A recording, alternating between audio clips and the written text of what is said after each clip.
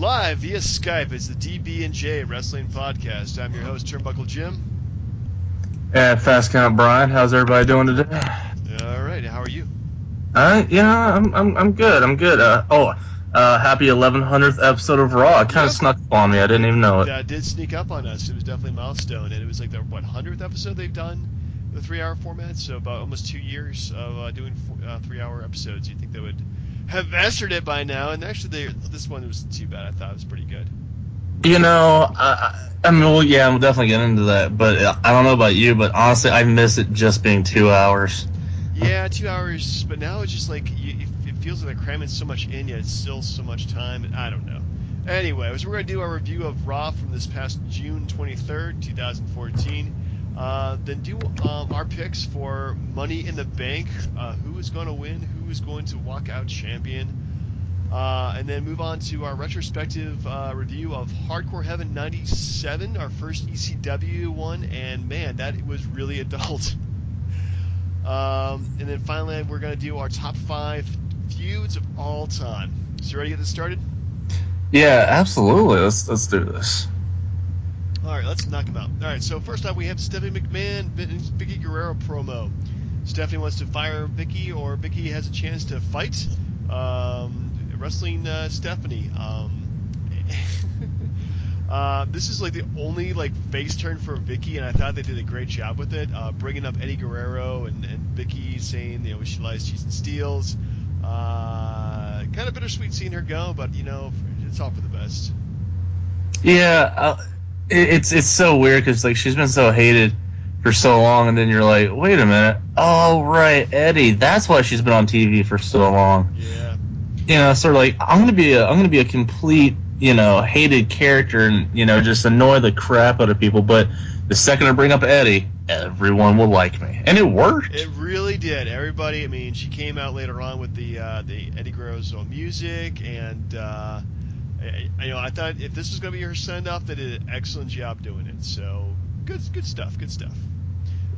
Also, Stephanie's a bitch. Yeah.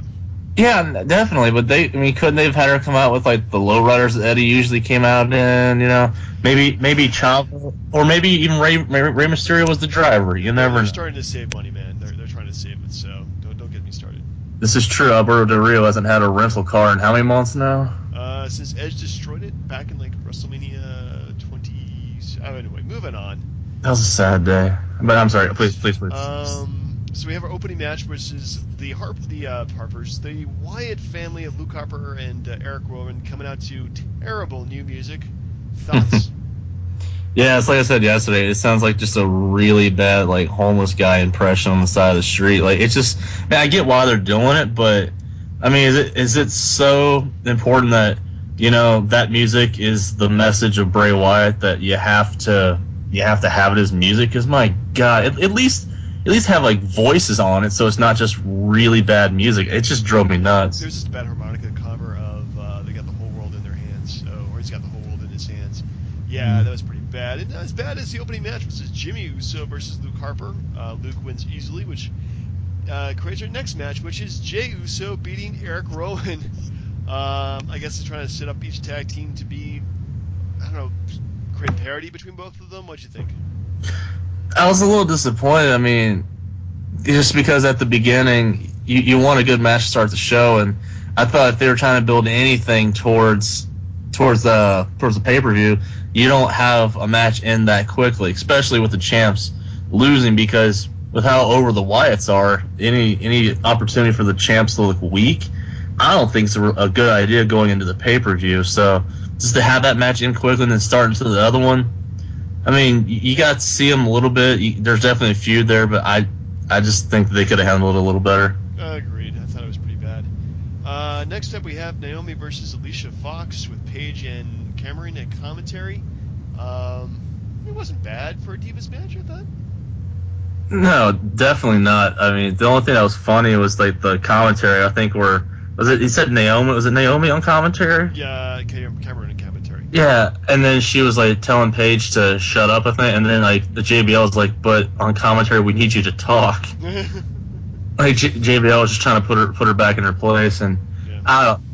I still think that they should come up with their own music now, considering Bros Clay's gone. They're not really the Funkadactyls anymore. Kind of like the what's the word I'm looking for here? Like they're passing down the music from person to person, and that's just kind of lazy. But considering that they showed up as the cheerleaders for Brodus Clay, I mean they've done pretty good for themselves, and way to go out of that shadow. So good for them.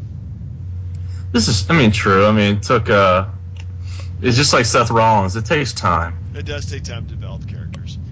And Total Divas did not hurt either. Did you watch it? I have not watched a single episode, pretty much. I think I couldn't stand it. Number one, I hate reality TV shows like that. And number two, it's just like, well, I don't want to get sexist or anything like that, but just like watching a bunch of women like fight for like an hour doesn't really entertain me, so. And not to make it even worse, but they're not only are they fighting with each other, but they're not actually wrestling, and you don't have to be a pervert, but clothes stay on. So if you got women fighting, with all due respect, clothes stay on, and they're just yelling at each other, you could walk outside and see that anywhere. True. Just especially down here. I'm just speaking from Fayetteville experience, but they're not hot enough to warrant sitting through it. Okay. Maybe like Attitude Era that would have worked for me, but not so much anymore. Anyway, next up we have Bo Dallas defeating Titus O'Neil. I thought this was actually kind of funny. Like, Bo Dallas is starting to grow on me. Thoughts? Yeah, super quick thought. You just gave me a great idea. How about Legends House 2, but it's like all the divas from the Attitude Era on? There would be a murder. There would honestly be a murder, and China would OD. But he has Sonny and Sable together in the same place. It was just. Do you think that the wrestlers, like, their egos are big? The divas, my God. Mm-hmm. Yeah. But no. But yeah. Sorry. So Bo Dallas is absolutely so freaking annoying. But it just honestly, I thought it was a little bit funny, but then I just felt really bad for Titus O'Neil because where did that singles push go? He's in a complete afterthought now. Yeah, he's jobbing to Bo Dallas and Adam Rose. That's just like, he didn't have a push. Darren Young has not been pushed at all. It's just kind of sad, really. They should have kept him as a tag team, but now they became singles wrestlers. They're like, we don't know what to do with you. So, boo. Has Titus O'Neil not been hit by the Rusev train yet? No, because they're both heels. So. No. Well, oh yeah. Nah, I forgot. I thought maybe he fought Darren Young, but I just feel bad for Titus O'Neil. He's a good wrestler. It's just they just don't have anything, or just don't give him anything. He could be doing so much more right now. Yeah, agreed. If they could kept him with Darren Young, at least you'd have another tag team for the Usos to fight. Yeah, they would get much more heat being a tag team as opposed to just being singles wrestlers without any direction. So. Mm-hmm. But I'm liking Bo Dallas. I think that's actually starting to grow on me. So, it'll be interesting to see where they go after this in terms of like pushing these guys. Because Adam Rose we're still getting used to, Bo Dallas we're getting used to, Rusev we're getting used to, and you really have to move them past their initial introductory phase and actually get them in good, solid feuds or in storylines and do something with the characters. But just having them around, just introducing them, it's just been, I don't know, kind of aggravating, I guess. Yeah, as far as Bo Dallas, I want to watch him get his butt kicked, so he's doing a good job. And with Adam Rose, I want to watch him do well because I like the gimmick. So, we'll just see where they go from here. I'm looking forward to it. Yeah, at least it's not bad wrestling. Next up, we have Triple in the H. Triple H's Money in the Bank announcement, doing a briefcase ladder match.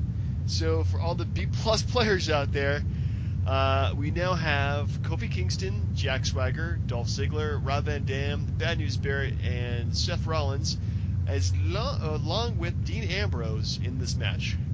So I'm digging it. A lot of these guys, I don't think anybody's got a chance to have Ambrose or Rollins, but still. No, I agree with you. I was just a little. It's not surprising because honestly, there's been nothing built up for this but the main ladder match and the tag team title. So you're like, is this really all we have for the pay-per-view? But now you have this. It's built around those guys. But again, I wouldn't sleep on the Zigglers. If Rollins and Ambrose distract each other, Ziggler goes up and gets the briefcase. But it's like I said before. Do you think this takes away from the title match, ladder match? No, I think it creates more of a sense of urgency because you could actually have a match where the winner of this goes and just challenges the winner of the ladder match like immediately. So I think it's kind of cool. I don't mind it at all. But do you think that it changes who wins the ladder match, like for the title? Because if you automatically think Seth Rollins, wouldn't you think that Roman Reigns wins the ladder match? It'd be interesting to see. Like one possibility could be Reigns wins the title, and then Rollins comes up, cashes his Money in the Bank, becomes champion. You never know. I would hate for that to happen, just because, you don't want Reigns to, he might. I don't know if it's too early for him, but to lose it on the same night that he gets it, that's rough. But that would be a huge feud, though. That would be so huge. That's like Daniel Bryan-esque. It is Daniel Bryan-esque. Like I don't know. They should stop screwing people like that. Oh, did you see that he's going to be on the pre-show for the pay-per-view? Yeah, I mean, at this point, why would anybody not buy the app and just watch it that way? Exactly. Unless they're just sitting at home with DirecTV and like, I refuse, $10 a month, that's crazy. Yeah. But yeah, I mean, they obviously built this match around Seth Rollins, and I'm glad Dean Ambrose got put into it, because if they forgot him, that would be a travesty, because he'd just be out there in limbo. Yeah, I think the real feud there really is Seth Rollins versus Dean Ambrose, and I'm just kind of surprised they didn't have him in a singles match, but, maybe they're building up for SummerSlam. That'd be a good time to do that. Did you catch the dig that Triple H did, where he was like about to do the RVD chant, and then he just stopped and started making fun of RVD? Yeah, that was pretty awesome. Yeah, he really doesn't like him. Yeah, but I don't know. I like my funny Triple H as opposed to my serious jackass Triple H. I mean, did you see he had a promo a while back when Daniel Bryan was feuding with Randy Orton, where he put down Jericho, Edge, and RVD at the same time, saying that they didn't draw a dime. I could barely remember it. It's been kind of a blur this past year or so. Yeah. So, anyway. Moving on. So, creates a match between Rob Van Dam, Speak of the Devil, versus Seth Rollins. Rollins winning DQ, and Dean Ambrose interfered at the end. I like this match. These guys have a good, solid chemistry. Their move styles are very similar. Very good style of wrestling. Seth Rollins kind of reminded me a little bit like Jerry Lynn. Oh yeah.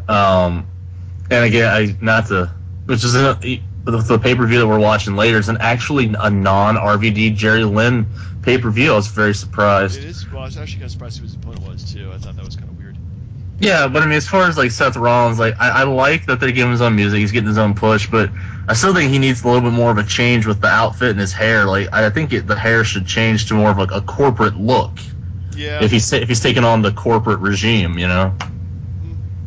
Because the only thing that's changed is that he's got Triple H in his corner. He still looks like he belongs in the Shield. He does slightly, but his costume or ring attire does kind of remind me of Neil before Zod. So. I mean, either that he stole his pants from the Kiss Demon. They're just flying around, Yeah, I'm sure they're in the real Hall of Fame, wherever that's located. Anyway, next up was another good match, actually. Dolph Ziggler losing to Bad News Barrett, just barely, for the IC Championship, too. I thought this match was freaking awesome, and the fans were chanting, "This is awesome," and well-deserved.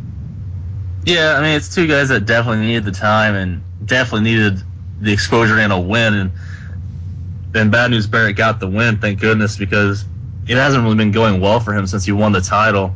I just feel really bad for Ziggler. Is going to turn in. He's going to end up being like the Zack Ryder, soon enough, where he's going to have to go to the internet to get his fans back because he's been jobbed out so much. Yeah, he's been jobbed out a lot. He's lost his push. I think the fact that he's gotten hurt so much has probably hurt his ability to be a top tier guy.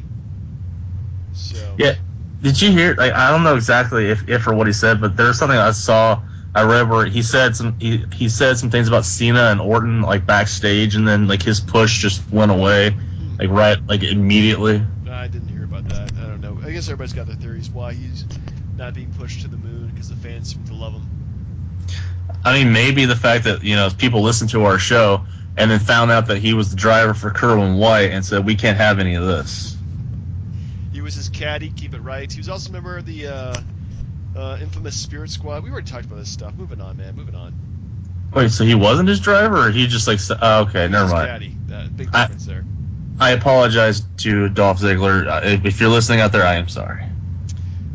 Next up, we have Vicky Guerrero versus Stephanie McMahon in, I guess, what is a put yourself in a pile of crap, which actually, according to my sources, just turned out to be chocolate match. Which, of course, Vicky Guerrero ended up losing, but Stephanie McMahon also got herself in the chocolate as well, so giving her comeuppance at the end. Pretty good way for Vicky to leave. I liked it. Didn't hurt anybody. No. Yeah, I mean, Bill Cosby wouldn't be happy, right? That's a lot of Jello. But yeah, the Jello goes on. The Vicky Guerrero, it looked terrible. Is that Bill Cosby done by Dusty Rhodes? That's awesome. Yeah. Mothership with the Jello pudding pops. No, pudding pop and if you will. But no, I was a little surprised. I mean, you kind of figured Stephanie would take the plunge like that, but she took it like a champ, because unlike the other women that were in this little segment, she was the one who wasn't wearing wrestling tights. Yeah. And I'm not trying to, you can imagine where I'm going with that, but I just feel like she took it for the team more than anybody else, and it was a good segment. If Vicky was leaving, she's done her time. She did great, and Stephanie got her comeuppance for just treating everybody like crap so much. Yep, no complaints here. No, and I remember I was cheering, come on, yay! She's just putting herself in position. Come on, just move a little bit. Yeah, there we go, and everybody knew it too. So. I mean, but she looks I don't know what it is, but Stephanie looks fantastic these days. For being almost 40, it's not bad. She's not almost 40. She's 34. Is she? Yes, she is. I thought she was older than that. Yeah, she's my age, which is around 33, 34. So let's see here, Stephanie. I thought she was older because she was in her early 20s when Undertaker put her on the crucifix, or the Undertaker symbol, so to speak. Okay, well, we're both kind of right and wrong here. She is pushing 37. So yeah, I guess she's born 1976. But yeah, looking great. Being about that age. So go figure. That makes sense. No, it does make sense. I should have figured that out, because that's actually, if you math that out correctly, that makes it to 94, which is when the whole rumored thing with Savage went down, and that's when he left. Yeah. And then 4 years later, you remember when Bischoff challenged McMahon to a match at a pay-per-view? Barely. Yeah, and he said the reason he didn't go is because Stephanie graduated from college. So if you do the math, it makes sense. 37. That's pretty good for 37. Yeah, I'd say she looks pretty good for a 37-year-old. So I thought she was my age too, which is 4 years difference at this point. It's not going to make a big deal. She was a senior when I was a freshman. So. And to tell you the truth, her, and I'm starting to come around on it more. She's a huge heel. She's booed. She's over big time with that, more than Triple H could ever try to get to at this point, I think. Yeah, she's really become her dad's daughter, which is great, because she's really embraced that role and done it so well. If she was a guy, she would be beaten up every single day. So good thing Yeah, sorry. Good thing she's on ECW, right? Yeah. She's been put through a few thousand tables, but yeah, she looks fantastic. What can you say? And her homage to "You're Fired," you hear Vince in there every time. Yeah. All right, moving on. So we have Kofi Kingston versus Jack Swagger in a quick match. Swagger winning via submission. Yeah, to tell you the truth, I actually missed this because I was watching UVA come back just to lose to Vanderbilt by one run. But to tell you the truth, it just seemed like those guys were forced at the last second. Oh yeah, these guys are in the ladder match. Let's watch them wrestle. Two jobbers fighting each other. I mean, I feel like I'm watching WCW Saturday Night. It was kind of a crappy time match. I don't know what they intended to do this, except maybe gave them some TV time and remind us that they're going to be in the ladder match. Next up, Big E versus Damien Sandow. Do you just want to skip this one part? Yeah, I mean, just for the fact, like I said yesterday, it's like, he comes out as Abe Lincoln. Yeah, it's an African American guy who comes out and just, beats him and jobs him out super quick. But how about the fact that he starts going Al Sharpton with this, I want to get Rusev for America. I'm like, is he trying to ask for donations at the same time? This isn't Sunday morning church on TV. I mean, come on. That was definitely the kind of vibe he had. I mean, you got to wonder who's coaching him in terms of his style. Reverend Devon. Reverend Devon. We're going to go, and then we're going to climb the mountain and defeat Rusev on Sunday. Yeah, that's what it felt like. It would have been perfect if Batista was still around. He could have reprised his Deacon Batista gimmick. We're forgetting that. Mm-hmm. Anyway, so next up we have our main event, which is the 4-on-3 handicap match. Sheamus, John Cena, and Reigns versus Bray Wyatt, Randy Orton, Alberto Del Rio, and who's the other guy? Cesaro. Who am I to remember these guys? Anyway, I thought it was okay for a main event, kind of drawn out, but wasn't too bad. What'd you think? No, it was good for what it was. What I liked before that was there was a promo that was done. I think it was Sheamus and Roman Reigns were in the back, like getting ready for the match. Right. And like no matter how much Sheamus was trying to get under Roman's skin, he just was like, no, I'm gonna win, and just you watch out for me. Like I thought that was good. As far as the match, it's a decent build up for the pay-per-view. Just a little surprising that. Now, did they announce that there was going to be an eighth guy? And we just didn't know who it was, or did just Kane come out there, beat some people up, and they're like, "Oh yeah, you're in the match now too. Congratulations." Yeah, it was the latter. Yeah, he said that. Pretty much, he came out, beat everybody up, and then Triple H said he's going to be in the match. I don't know why, because Orton's already in the match, so Kane might have some kind of role. They didn't really need Kane, and it's just kind of overbooking at this point. So I'm thinking that they really wanted to put Kane in that pay-per-view somehow. Why not just put him in the other ladder match and then have him take out Dean Ambrose so Seth Rollins has an insurance policy to win the briefcase? I don't know. We'll find out on Sunday. Maybe it'll still happen. You never know. Well, anyway, at the end of this, the show, I think it gives us a solid B+. Really good matches, building up to Sunday, adding some new stuff at the last minute, but not too bad. What you think, Bri? Excuse me. Yeah, it was really good. As far as the build up, it's a lot better than let's say the build up it was for Payback. So despite only 3 matches so far, I think it's going to be a decent pay-per-view. Well, we have the Wyatts versus the Usos. Mm-hmm. Who do you call for that? It's got if the Wyatts win, it's going to be an interesting night. But I think I see them winning because at this point, I think they're getting ready just to drop the Usos from the map altogether. That'd be really sad and pretty bad for the tag team division too. Mm-hmm. So we also have Paige versus not Cameron, but the other one. Naomi. Naomi. Oh my goodness, the good one. Yes. What do you call for that? Paige. I don't think Paige loses till AJ Lee comes back. Yeah, which will probably be WrestleMania next year. Yeah, what about you? What are your predictions here? I gotta go with. I'm actually predicting. Oddly enough, I think the Usos might win, just to keep them around a bit. I definitely think Paige is gonna win. For the first ladder match, where it's just for the briefcase, my money is gonna be on Rollins because I think it's the obvious choice. Who do you think is gonna win that one? Honestly, it seems way too obvious. Like it just seems like it's so built for Seth Rollins that he's not gonna win. Honestly, I'll go with Dean Ambrose in an upset. Ooh, that would be really upsetting to Triple H.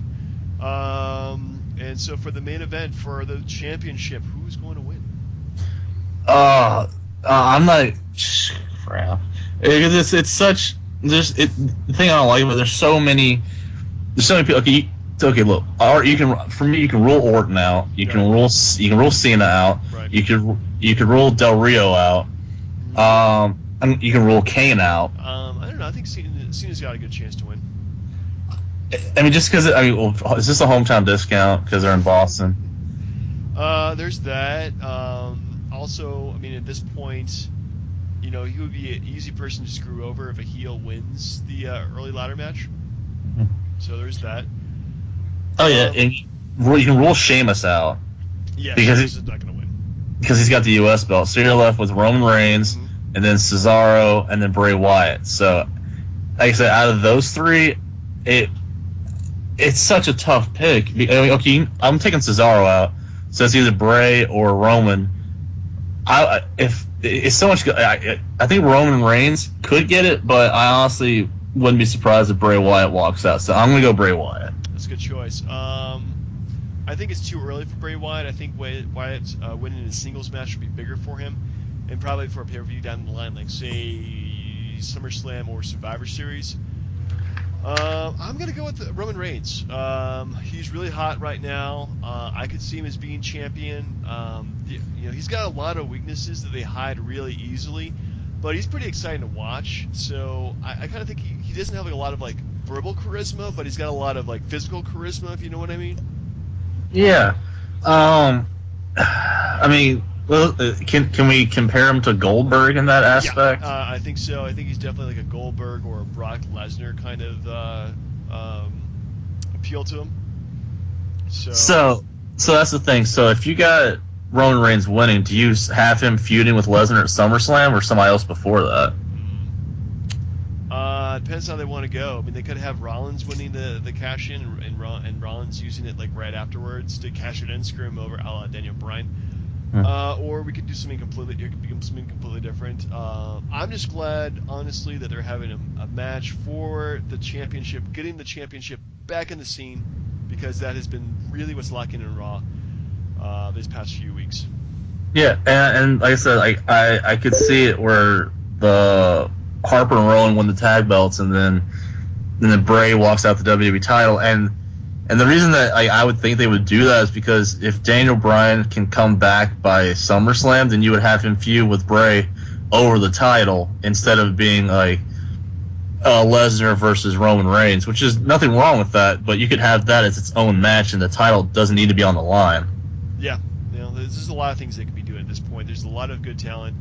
I'm very excited. I don't know about you, but I'm freaking ready to go to town with this. So hopefully it's going to be a good pay-per-view, and we won't be complaining. So next week we'll have our pay-per-view review. Do you feel like there's going to be like another match or two thrown in just as fillers? Yeah. Oh yeah. There's also Rusev versus Big E, but who cares about that really at this point? Considering how fast they jobbed Rusev last time. Yeah. Oh, we skipped that. I mean, not partially, but like the Rusev, his vignette, I guess you can call it, is, and I don't know if you had a chance to look it up, but it smacks of when Ludwig Borga came in like '93, because he's like this environmentalist guy that kept like trashing America and saying Lex Luger was garbage, which half of that was right. And then you look at him like he's going around from place to place with Lana, and just, I swear, like, did Vince lose a bet to Vladimir Putin in something we didn't know? To where like his face shows up every week on Raw? At this point, I don't know. I don't care. But it's kind of funny now, Vladimir Putin. Yeah, I think it's pretty much just it's an easy way of building up heel heat for a wrestler by making them anti-American and just like running with it like hardcore. So that's pretty much, I think, the reason why they're doing that, just to get the cheap heat on them. Yeah, just an idea for cheap heat. How about like, he comes out to the ring and brings out Nikolai Volkov because he's like, I know what it's like to be hated and be Russian, and then they show him turning into being an American, and then Rusev just lays him out. Yeah, that could be one thing. It's just a thought. Nikolai Volkov needs some love, people. He does. Anyway, so we probably talked too much about it. Yes, I apologize. Yeah, so Raw, I give it a B+, like you said. Like, I'm looking forward to the pay-per-view. Yep. Okay, so moving on. Where were we? Are we doing we did top 5 now? No, let's save that to the end. We're going to do our review of Hardcore Heaven 1997 from Fort Lauderdale, Florida. Do we have ECW chants? ECW, ECW, ECW. I'll see if I can add it in later on. I don't actually care about editing this thing. Yeah, Anyway. well, I mean, one of the things you notice, like, as soon as it comes on, I mean, besides the fact that, like, the lighting and the presentation is nothing like the other two guys, they were definitely third place, but just, it's not like you saw Tony Schiavone or JR in the middle of the ring going, "This is SummerSlam," or "This is Bash at the Beach." Like, Joey Styles just gets in there and just gets the fans riled up before every pay-per-view. Yeah, he does, and he does a great job of saying, "Oh my God!" Yeah, I mean, the good thing, like, as far as the beginning of this pay-per-view, where, like, before the Candido match with Taz, and, like, you see Rick Rude come out there, I forgot he was even in ECW, to be honest with you. Who, Rick Rude? Yeah. Blinked and you missed him. Yeah, I mean, this is, like, right at the time where he left to be Shawn Michaels' bodyguard, and I thought that whole time was crazy. Yeah. And I guess we can get into that later, but I think it's kind of hypocrisy that they say something to Rick Rude about being Michael's bodyguard, but yet they have so many WWF guys coming in and out of the company, and Vince kept Paul Heyman on the payroll. I mean, it's just, it just created a whole perception of, like, we're anti-establishment, we're against the WWF at the time. So that was their gimmick, was that they were really, really, counterculture. So by doing that, kind of like, made it us versus them kind of mentality. well, okay, did you ever see the Rise and Fall ECW DVD? I own that DVD. Oh yeah, I know, it's like the best one I think they ever made, to be honest. Yeah, that and Monday Night War was really damn good. Yeah, so the thing, like, just the super quick before we get into pay-per-view, so they talk about, how they basically accuse Bischoff of going and raiding all the guys like Jericho, Benoit, Malenko, Guerrero. Yep. But right when ECW was trying to come on TNN, like Vince took the Taz and the Dudley Boys away, and then basically forced ECW into bankruptcy because he took over TNN's spot where ECW was at. But for some reason, they were the good guys and Bischoff was the bad guys. I didn't understand why they were kissing Vince's butt so bad. Yeah, I have no idea. I guess Bischoff was the ultimate bad guy, and Vince just gave everybody a lifeline at the end of it, because he did employ a ton of guys and kept them on the payroll longer than he probably should have been. So yeah. And like, especially the WWF guys coming into ECW, like Jerry Lawler with the Tommy Dreamer match, like, it was good heat. They needed it. Yeah, it's really good cheap heat, and the WWF guys are really good sports about it too, which is kind of cool. So there was a lot. Especially at this point, it's '97. WCW is at its zenith. WWF has got some stuff that they got going, like Stone Cold Steve Austin, and pretty soon D-Generation X starts taking off, and plus some other guys as well. But it is really like everybody versus WCW, and do what they can to kind of put themselves over WCW in any possible way. Exactly. So anyway, our first match is for the ECW World Television Championship. Taz defeating Chris Candido with Rick Rude barely. And what I thought was a good opening match. I think there was pretty good mat wrestling. These guys work pretty well together. They're about the same size. Yeah, it's so weird. Again, just because of the presentation of the pay-per-view. Like, I don't know if it's a good thing or bad thing, but it is what it's just wrestling, because you can hear every move. Like when they hit the mat, it's a lot louder. Like the arena's small, so I guess the sound reverberates a little bit more. Yeah.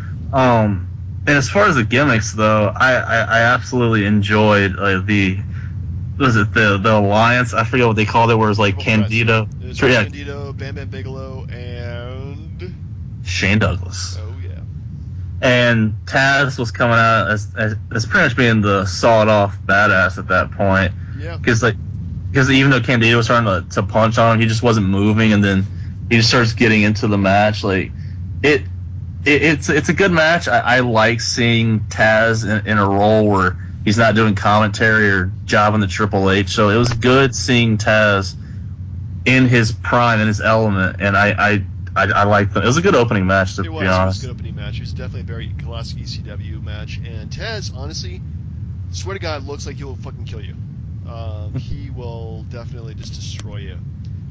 Speaking of dropping the F-bomb, do you see how many F-bombs were not censored in this pay-per-view? Well, yeah, especially when Rick Rude, right at the beginning when he was kicked out of the place. Yeah, I forgot who said FT, but I was just like, holy crap! But this is like, I mean, it's not like I don't watch stuff that has that kind of language in it, but it's just like, wow, this is a different. It really changes the style and tone. If I'm not mistaken, it was Commissioner Gordon. Gordy. Gordon? No, it's like Todd Gordon, I think. What? Terry Gordy?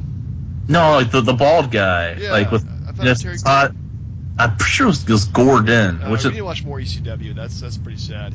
Oh yeah, but I think because it's funny, like Commissioner Gordon, like where's Batman? But yeah, no, there's a lot of that going on in this, which gave it its appeal because like you want down and dirty because if you wanted clean censorship, you'd go watch Hulk Hogan say brother. Yeah, definitely for the adult crowd. So. I think that's pretty much everybody was going for at this point, and then really kind of like they'd really have toned it down since then. Now let's take notes. First match, Candido and Taz. Candido went to WCW after this, and Taz went to WWF. So it's funny to see after these pay-per-views how long those guys actually lasted in the company. Yeah. Well, speaking of lasting in the company, we have Bam Bam Bigelow just destroying Spike Dudley. This wasn't a match. This was a slaughter. Highlight of the night for me was him throwing Spike Dudley into the crowd. The crowd, I can't remember if they catched him or just let him fall down, but that was kind of cool. Just that kind of power in the guy. Yeah, definitely. Which is weird because I was reading the book. Like, did you know Spike got that name because of drug use? Little Spike Dudley, LSD, yeah. Yeah. I guess they do everything in Dudleyville. I mean.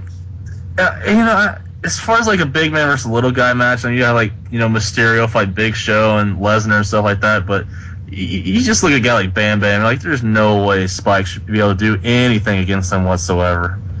And it's a shame, R.I.P. Bigelow, right? But I just feel so bad that I feel like he could have done so much more with his career. He's always gonna be known as the guy that lost to Lawrence Taylor at WrestleMania 11. Yeah, what a way to go. So yeah, I guess I do have some sympathy for the guy, but we are charged our own destiny sometimes. And for Bigelow, he did leave for WCW. Spike didn't leave, I don't think, until the company folded. Yeah, that would have been 2001. He left to hang out with Mighty Molly. And he went with the Dudley Boys, wasn't he? With the Triple Threat tag team match. Yeah, which is funny. You think about Spike, and then he hung out with Molly. I mean, that's LSD. There's drugs all over the place. There are. Next up, we have Rob Van Dam defeating recently returned from WWF, or recently put in the company from WWF, Al Snow. Yeah, from what it sounded like, it seemed like he was still with WWF, but like the way Joey kept doing the commentary, it was like he came over to have a real wrestling match or something. Yeah. Well, he used to be known as Leif Cassidy as part of the New Rockers or something like that in WWF, and that just didn't work out for him. So he kind of went back to ECW to try this whole Al Snow gimmick, and that kind of took off and boosted his career. And again, you're never going to be successful if you have the word "new" in front of you, unless you're the New Age Outlaws. That's true.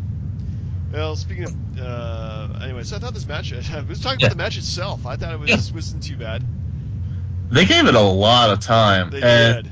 Probably too much time. Yeah, honestly, anytime, and no offense to RVD or Al Snow, but anytime I see Bill Alfonso, I don't want to see him for more than 5 seconds because he doesn't swallow that damn whistle. It's so freaking annoying because it takes away from the match. I think because it's not like his whistle is distracting Al Snow. It's just annoying the crap out of everybody watching the match, or at least it does me. I don't know if you paid attention to it, but my God, it was annoying. It was a little annoying, but I think the fact he's annoying definitely helps out his character. So I have no problems with that at all. I did like the Joey Styles line. He's like, "Can you believe this guy was referee of the year back in the '80s?" Yeah, he's definitely got a referee's body, so.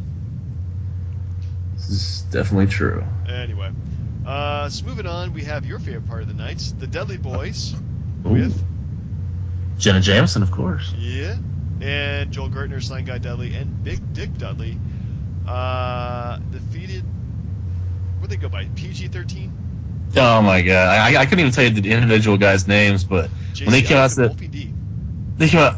It was like Vanilla Ice, New Kids on the Block wannabe kind of guys. Like they wrestled their ass off for having a terrible gimmick. They did have a terrible gimmick, but do you remember where we saw them last though on this show?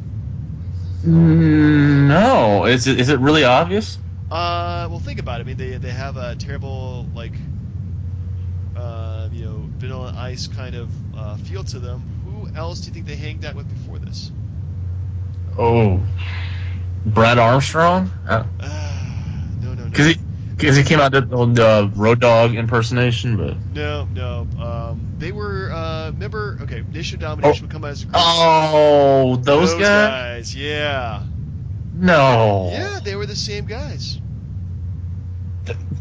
Wow. Okay, I learned. I should go back and look at those guys again because they looked familiar, but I just didn't put it together because they didn't say by any means necessary. That would have clinched it. Yep. Yeah, they think they were trying to go for a different kind of gimmick.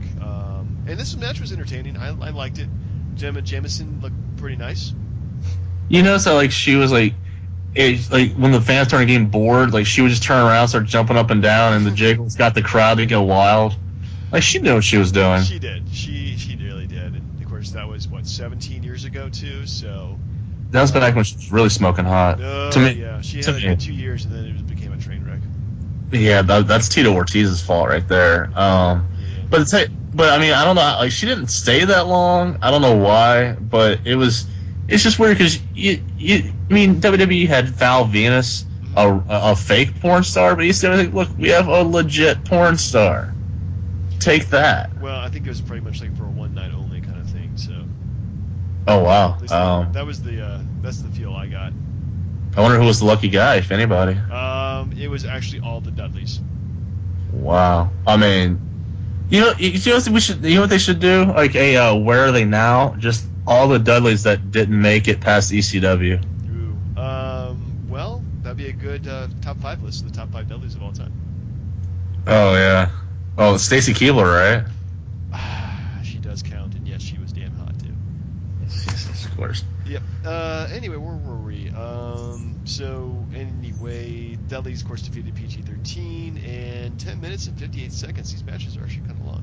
Though, between the matches, too, I should point out that early before the show, Sabu and RVD pretty much took out the Sandman, who was then stretchered out and taken out by ambulance, and the Sandman is driving back to the arena this entire time. It's this whole subplot of the pay-per-view. It's just so...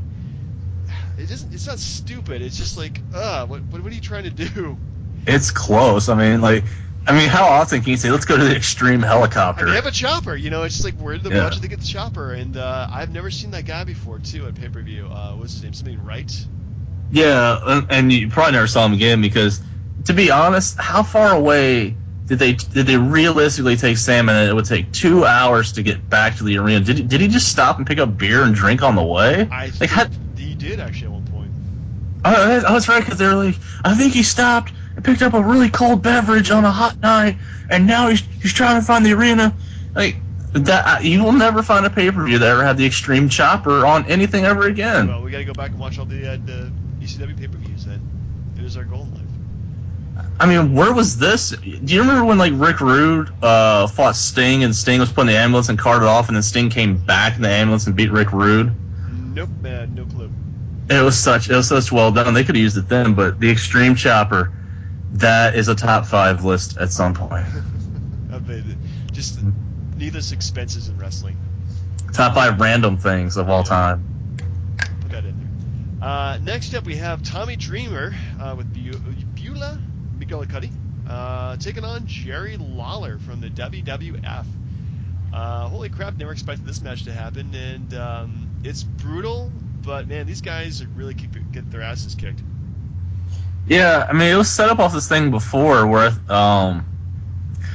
Lawler had popped in and just had caned Tommy Dreamer in the nuts, and if you remember the DVD where he said he caned him so hard that he had to get blood drained from his balls pretty much, just because he took a direct cane shot to the testicles.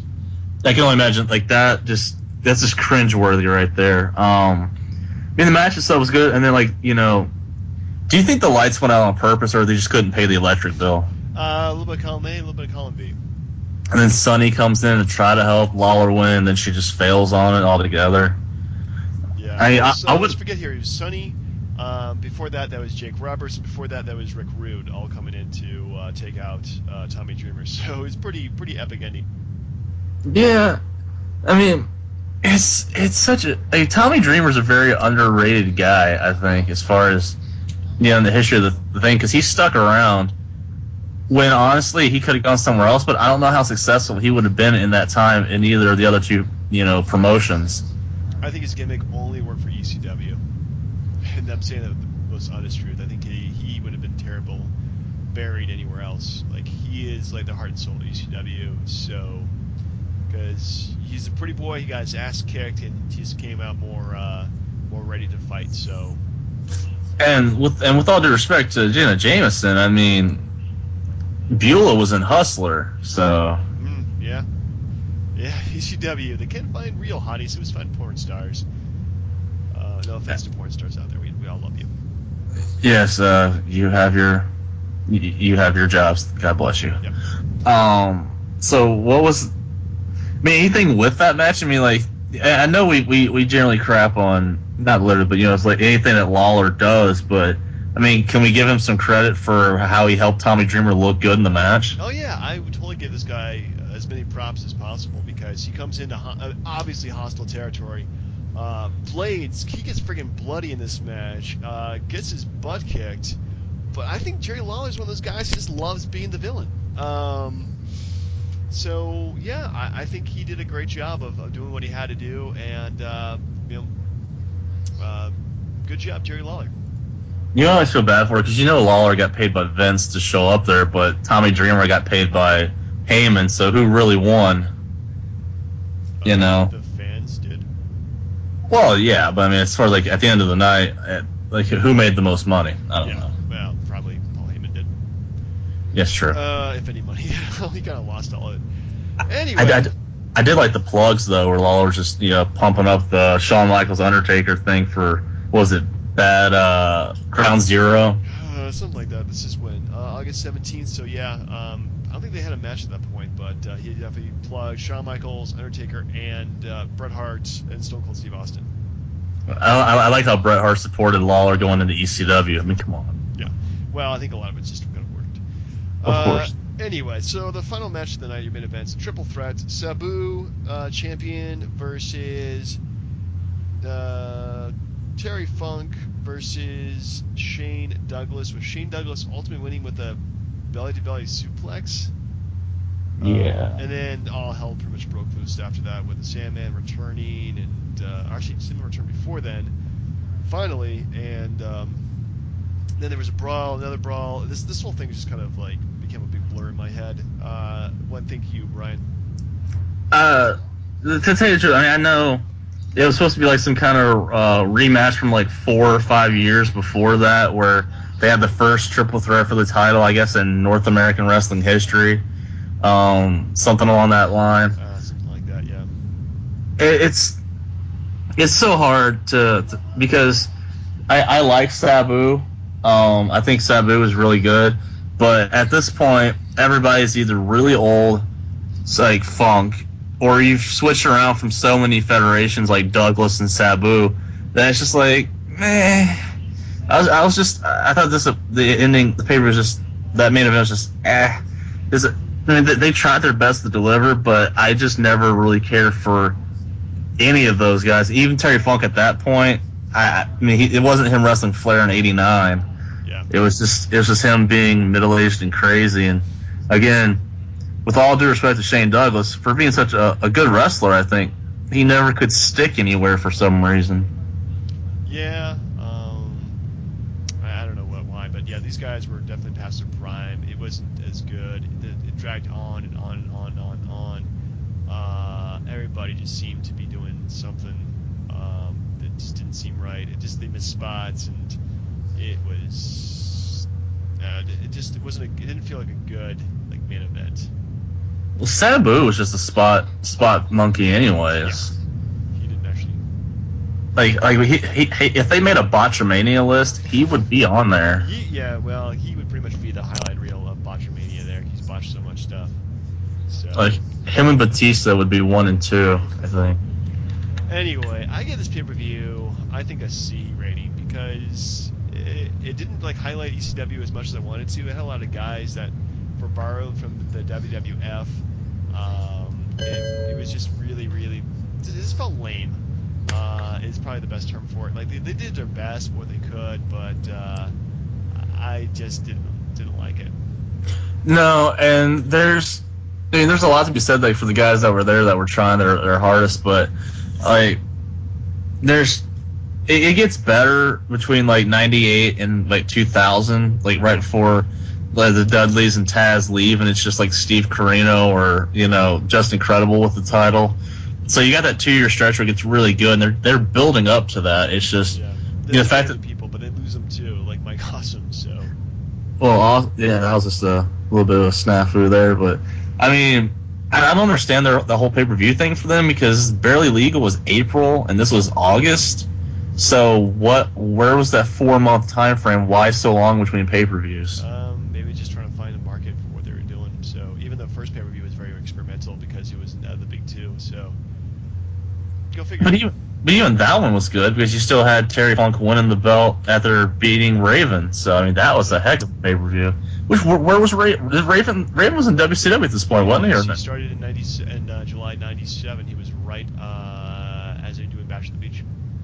Oh yeah, so they were missing Raven. There we go. Yep, that was pretty much their first big loss was losing Raven to WCW.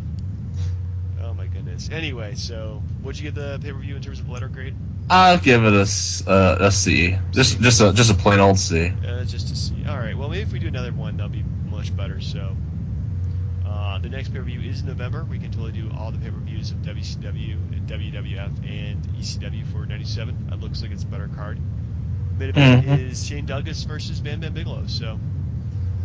Yeah, that's surprising. So for next week, are we doing Ground Zero?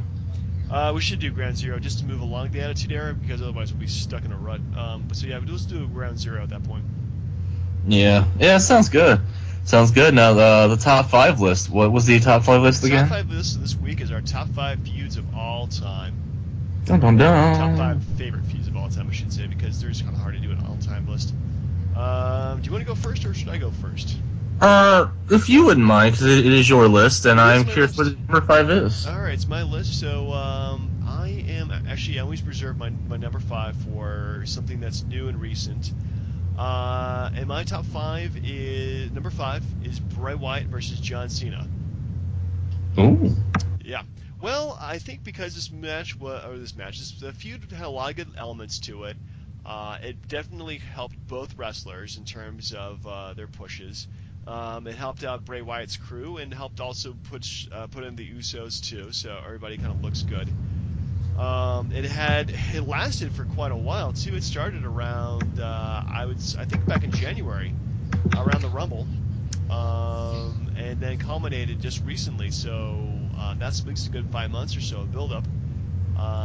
And they definitely did different gimmicks for it. Granted, their cage match was pretty crappy. But I think their last minute standing match was pretty good, and their WrestleMania match too was pretty good as well.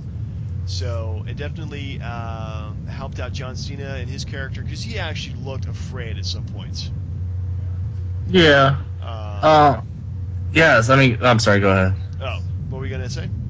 I was a little surprised because I figured you were thinking, Shield versus the Wyatts. I was really on the fence with that one, but I think because the Shields versus Wyatts didn't last that long and it wasn't as heated as this feud, that this would definitely cap it off. I was also thinking too for my spot to be Daniel Bryan versus the Authority, but I think this, in terms of how consistent they were in this feud, and what it did for both wrestlers, I think it's definitely my modern number 1 by top 5 of all time. I like it. I have thought of bringing Ernest the Cat back for this, but his fight with the NWB squad just isn't quite enough. I'm gonna go with Edge and Christian, the Dudleys, and the Hardy Boys. Okay. Because like I feel like that at that time was when like the tag teams pretty much were. I guess can I say zenith at that point? Like at its highest point. It was highest point for that era. Yeah, you could definitely say that. Because I mean, like those guys always constantly delivered, whether it was against each other in separate matches, or even when they had, I think it was the Dudleys versus the Hardys in the Terry Invitational Tournament final. Yeah.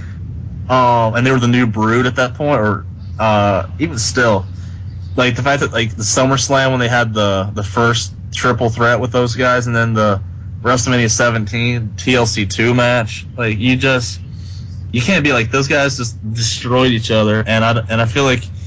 With the exception of maybe Devon or Matt Hardy, like everybody else reached a level of like heavyweight championship success, and like after that point, I don't see any other tag teams being as good. So like those guys always delivered. I couldn't get enough of that. Well put. All right, so my number 4, going back to ECW, is Raven versus Tommy Dreamer. Oh.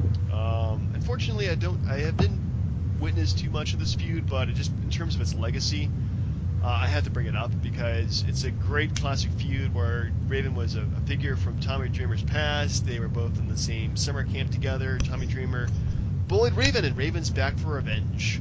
This lasted about 2 years, and most of it was, I think, for all of it actually, except for the last match, was Raven beating Tommy Dreamer. Except for the last match, Tommy Dreamer finally beat Raven, and they just brought in like pretty much everybody in the company into this feud. That anything that lasts more than 1 year and you still keep it fresh and all the characters awesome, then yeah, I think it's definitely an excellent feud, and it definitely helped put ECW on the map. Agreed. It had a lot of good things to it. I mean, as far as if you remember, they had the Beulah pregnancy thing where they said it was Tommy's kid instead of Raven's, but she wasn't pregnant and she was actually dating like Kimona Wanalea or something. Yeah, that was an extreme angle. I mean, anytime Tommy Dreamer can just make out with 2 girls in the ring, I don't really hate the guy, but I hate the guy. And I mean, they actually ended up being tag champs together. They were. The night the Dudleys left for the WWF, they won the tag titles. Yeah, and I think that was definitely what's the word I'm looking for here, but that was a cool way of bringing back Raven, having him come back as Tommy Dreamer's partner. Yeah, I don't feel like they did him good in WCW, but Initially they did, but that's another debate. Yeah, no, you're right. Yeah, that's a really good one. I mean, ECW has been getting a lot of love today, so that's yeah. Being very nostalgic. I wouldn't say I was the biggest ECW fan, but I watched it about as much as I could. I went to 2 of their live events and had the time of my life. So yeah, definitely recommend watching some old ECW stuff. Yeah, yeah, that's really good. That's a good number 4. I like it. Yep. All right, so what's your number 4? It's a tough one, but I went with Jericho and Malenko from WCW. Just because Jericho had become like such a really annoying heel at that point, because he had already demasked Rey Mysterio, he'd already demasked Juventud, and he was just making fun of everybody. He injured Malenko, so to speak, and then once Malenko was on the shelf, he did the 1004 holds thing. He just kept making fun of Malenko's dad and his family, saying, his dad was dead at the time. It didn't stop them from going there. And then they had that Cruiserweight Open, I think it was at Slamboree, I want to say, and then Cyclope won the match, and then like he takes off the mask, shows he's Malenko, the crowd loses it, and then Jericho comes in, and then they put on a really good match, and then Malenko wins the Cruiserweight belt. So like those 2 always deliver, and I thought just the way that the crowd popped for that was something that the guys in the back couldn't really stifle at the time. So it was very organic, and I just really enjoyed seeing those guys get at it. Yeah, I forgot they had a lot of good feuds there in WCW between the Cruiserweights. So I'm gonna go back and watch some of that stuff now. Thanks a lot there, Brian. Free time. I'm sorry. That's all right. So I have for my number 3, Hulk Hogan versus Macho Man between 1998 and 1989. Wait, you mean 89 through 98, right? Yeah, pretty much for the most part. These guys are at each other's throats, or best friends, or anyway, their careers were definitely intertwined after Macho Man and Hulk Hogan formed the Mega Powers. Yeah. Well, it's cool because this feud took about a year to develop. Originally, Macho Man and Hulk Hogan had developed some kind of team of sorts. I mean, Hulk Hogan had been the established face of the company. Macho Man was the new up-and-coming face. Hulk Hogan loses the belt to Andre the Giant. Macho Man wins it in the tournament and becomes champion. Hulk Hogan goes and makes some god-awful movies. They come back. They wrestle the Mega Powers Mega Bucks at SummerSlam in an awesome tag team match. And then slowly they just start to unravel. Macho Man is jealous of, or thinks Hogan is cheating on Elizabeth. Hulk Hogan is just trying to be a nice person, but Macho Man's paranoid, and eventually they just break up and have, I think, pretty much one of Hulk Hogan's one of his few good last matches in WWF. And start, first the fact that this whole thing took about a year to develop and is an excellent storyline and knew exactly what they were doing. I think that's definitely one of the best feuds ever. Yeah, I don't know. I'm not too high on it just because I feel like Hogan just kept jobbing Savage a lot. Like, if you think about it, I mean, like, during that time was good, but, like, do you feel like because Hogan was always around Savage, do you ever feel like Savage ever really got credit for being the champ as long as he was? I think he definitely made his own legacy there by being champion, so I think it probably kind of hurt him a little bit, but not as much as you would probably think. And then all those other, especially in WCW, especially when Sting won the title and then Savage won it from him, and then Hogan won it right back from Savage, and then in '99 the same deal. So I always feel like Savage never really appreciated because anytime he got over, Hogan took it away from him. Okay. Yeah. But still, their original thing that you were talking, WrestleMania 5, was fantastic. I just think anything past that was just I felt bad for Savage at that point. Anyway. Yeah. So, speaking of Savage, I will go into my number 3, and that's Savage and DDP. Ooh, that was I had a lot of Savage feuds I wanted to think about, like Savage Ric Flair, Savage DDP, Savage Hogan. He's just a good guy to feud with. Yeah, I mean, you could have gone Savage and Dusty Rhodes now. Wait, did he have a feud? Yeah, they had feud. I forgot about WrestleMania 6 or Savage Jake the Snake Roberts. Oh, yeah, exactly. I know DDP would just look like he had chain smoked for 20 years before this feud started, but I mean they did a lot of controversial stuff. I mean the fact that they brought Kimberly into it and they brought the whole Playboy thing, and then you saw how she came out all spray painted with NWO stuff, and the feud lasted the entire year, which by '97 when you're having to do pay-per-views every month, they always found a way to keep those guys fresh, whether it was tag matches or steel cage matches or what have you. Yeah. Those guys always delivered, and it was just intense. It felt real. It's not that it's still real to me, damn it thing, but it felt so real. Out of all the cheesy stuff that Hogan was doing, or Flair, or what have you, but those Savage and DDP always delivered, and it helped. Didn't hurt, but it helped that they had two smoking hot women on each side of the ring for them. Didn't hurt at all. No, I mean, did you have a preference? I still liked Elizabeth as the Cougar Elizabeth over Kimberly to me. At that point, I would have gone for Kimberly because Elizabeth was kind of done in my opinion, but that's just my own personal thoughts. Yeah. I mean, it's the only thing you wish you could do is just go back in time and keep her away from Lex Luger. That's it. Yeah. All right. So number 2. Number 2 for me. Now that we're talking about, speaking of WCW versus NWO, it was the WCW versus the NWO versus WCW. Pretty much because this lasted a long time. There's so many layers of the feud and so many guys feuded with the NWO at some point, and it was a good way to just say, hey, you're NWO, it automatically makes us enemies. because I'm WCW, and yeah, there were so many twists and turns to this. I would say, to me, the feud was done in terms of my interest by '97. By the end of '97, with the whole botched fast count at Sting versus Hulk Hogan match in Starrcade. Yes. But I think for the most part, I mean, from '96 when shoot, what's his face? Scott Hall first shows up, declares war, and the whole thing snowballed and just got bigger and bigger and bigger, and not just a storyline, but also a feud too. I mean, there's so many like little feuds. Like, do you remember Eddie Guerrero and Six? Like, we're feuding over the U.S. Championship, stuff like that. I mean, it's just that's what makes it appealing to me, because you can feud at any level, and it builds up like. It's not just two guys fighting each other. It's like four whole, like, it's like for the NWO side or for the WCW side. And to me, I think it definitely helped out everybody in the company until they realized that they didn't have an ending, and it just kept on going and going and going and going and going. And well, I think past '98 is when it definitely hit its big downfall right there. But for the first 2 years, it was great. Yeah, and again, more credit goes to Vince McMahon, and I know it's a WCW thing, but you know, McMahon would have never let the NWO last as long as it did. No.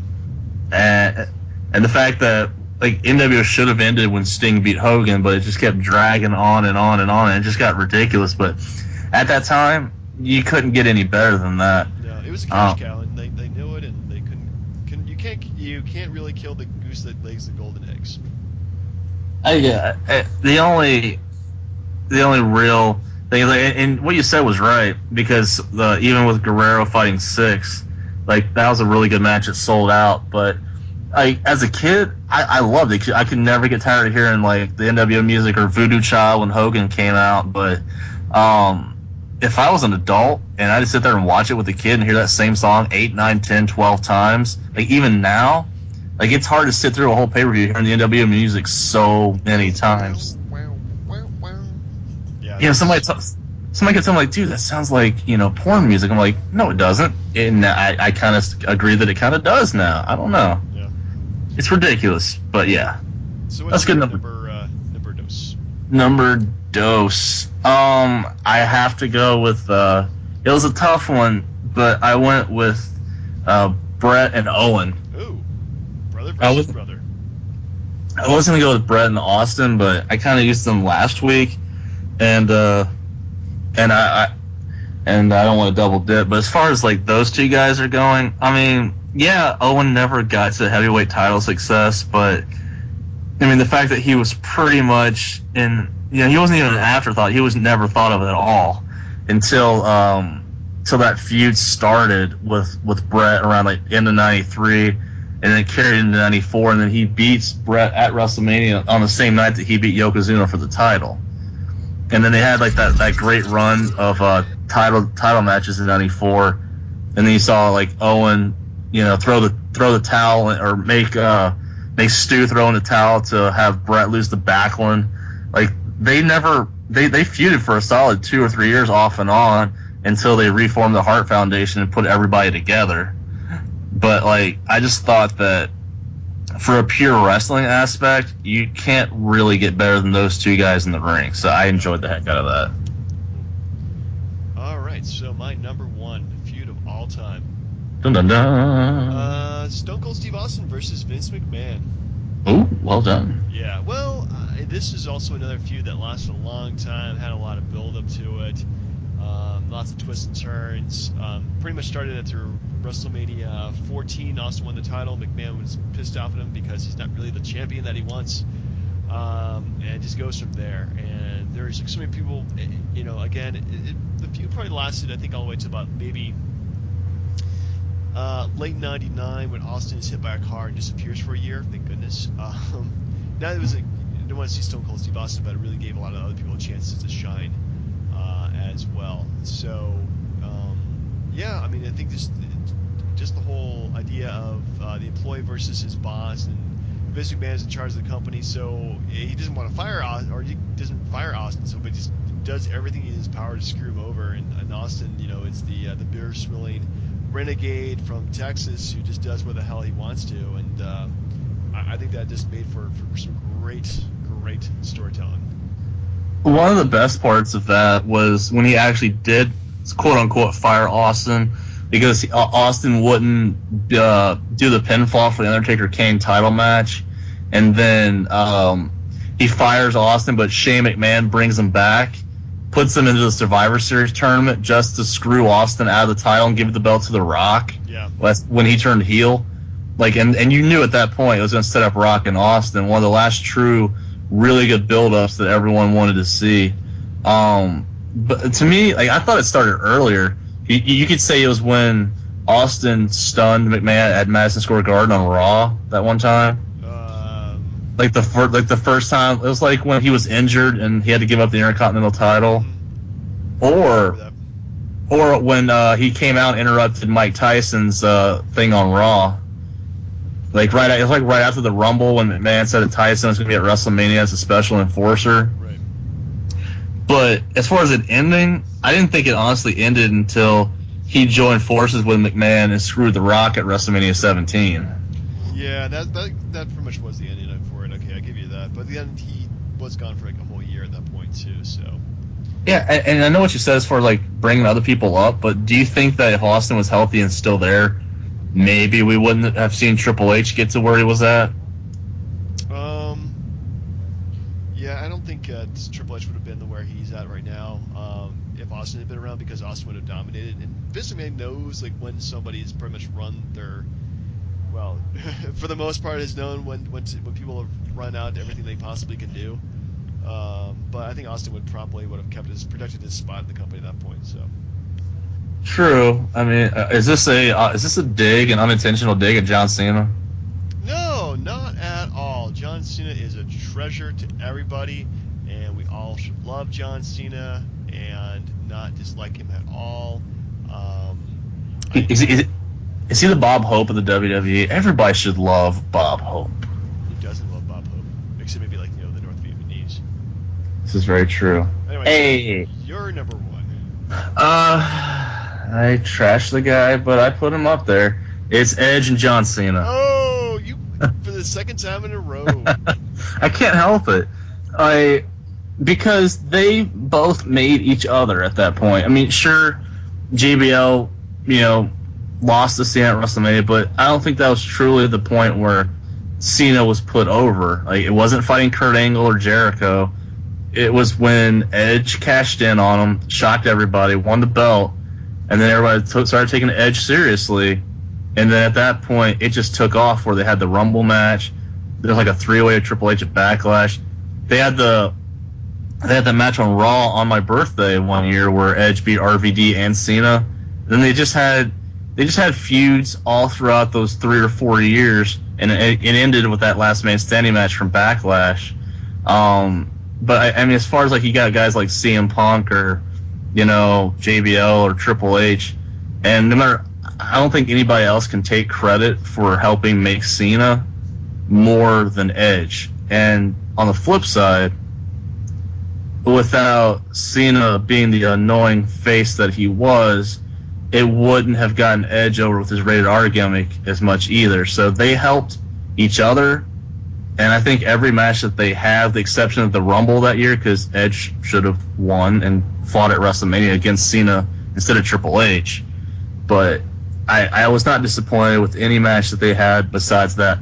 Even the TLC match in Toronto where Cena beat Edge, it was still a really good match. So those guys always delivered against each other because they had that natural chemistry in the ring, I think. Interesting choice. But yeah, definitely a good choice too. I mean, they definitely put on some great shows. So I missed a lot of it, unfortunately, because it was kind of done with wrestling by the time I was in stride. But anything that didn't make your top 5? Oh my goodness, there've been so many good feuds. Matt and Jeff Hardy comes to mind. Mick Foley and Triple H. D-Generation X versus the Nation of Domination. Undertaker, Shawn Michaels. Shawn Michaels, Bret Hart. Bret never really got the. He only won one time against Shawn. That was it. It was ridiculous. Stone Cold Steve Austin versus The Rock. those guys really put each other over in a lot of matches. Yeah, there's just been so many feuds. It's kind of hard to say, like, which feud I think was probably the best one of all time. But yeah, there's I could probably do a list of like 1,000 feuds. And there's been some really crappy ones too, like the Big Bossman made Big Show eat his dog. Was that we made Al Snow eat his dog? Casket stole his his dead father. His dead father. Yeah. Anyway. We forgot a good one. We forgot Boss Man and the Mountie. That was good. From what, SummerSlam? 91. 91, the Mountie. Loser spent the night in jail. Yeah, there was definitely some rip jumps there. Yeah, and I mean, there's a lot of other, there's a lot of other good stuff as well. I mean, even like I said, even the Sting NWO build-up, even though it ended terribly, was really good. Yeah. That was a really good feud. I mean, you didn't even see a damn word, and it was great. I mean, like The Rock and Triple H was good. Yeah, they had some great feuds together. So, Brock was the Kurt Angle, maybe. We're getting almost like well over time here. So yeah. Next week, top 5 tag teams. Oh crap! All right. Well, for the DB&J podcast, I'm Turnbuckle Jim. Fast Count Brian. We still miss you, Chairshot. We do miss you, Chairshot Donnie. Have a great day.